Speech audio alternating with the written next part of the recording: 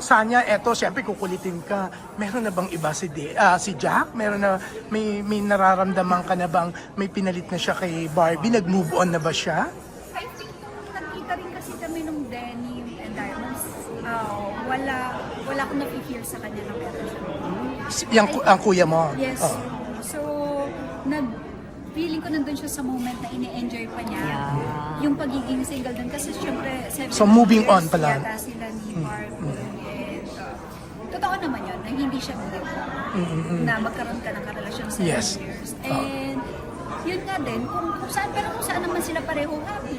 Yeah. At may magkataon man na magkaroon sila ng mahanap na bago magpapasaya Yes. sa kanila, sila yun eh. Yeah. And as long as yun nga, happy lang sila. Yeah. Parang Eto, may chemistry si parang may chemistry si Jack at saka si Jackie.